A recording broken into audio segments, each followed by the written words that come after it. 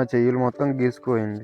Hello guys, అందరికి ఈ విషయం ఏమిటంటే తమ్ముడు అయితే అక్కడ తీసుకెళ్తా అన్నాడు పొద్దున్నే. చూసారుగా మొత్తం మంచేస్తుంది. ఎక్కడ వెళ్తున్నాను చెప్పడానికి కూడా చెప్పలేదు. ఇంత చలిలో కూడా చిన్న స్వెటర్ కూడా వేసుకోలేదు. అస్సలు చల్లలేదు అనుకుంటా. వెళ్లే దారిలో అయితే చెరువు కనిపించింది ఫ్రెండ్స్. అక్కడైతే లిల్లీ ఫ్లవర్స్ ఉన్నాయి. వాటి కూడా చలి అనుకుంటా, అందుకే పడుకున్నాయి. చెప్పడం మర్చిపోయా, మేమైతే సీకాయ ఏరడానికి వెళ్ళాం ఫ్రెండ్స్. చూసారు కదా ఇక్కడ తమ్ముడు అయితే కర్రతో లాగుతున్నాడు. ఎంత లాగిన అస్సలు రావట్లేదు.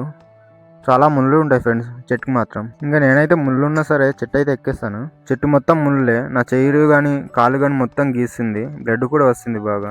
ఫైనల్లీ కొన్ని కాయలు తీసి చెట్టు నుంచి ఎలాగోలా దిగద్దాం అనుకున్నా. మొత్తం ముళ్ళు ఎలా దిగుదామో అర్థం కాలేదు అసలు. ఇలా దిగుదామన్నా గుచ్చిపోతున్నాయి ఎటు సైడ్ నుంచి అయినా. నాకు సీకాయ చూసుకుంటే చాలా బెనిఫిట్స్ ఉన్నాయన్నమాట. మన హెయిర్ గ్రోత్ అయినా చుండ్రు అలాంటివన్నీ పోతాయి. మొత్తాన్ని కాయలు తీసి ఇంటికి వెళ్ళిపోయాం. ఇంటికి తీసుకెళ్ళి ఎండలో అయితే ఆరబెట్టేసాం.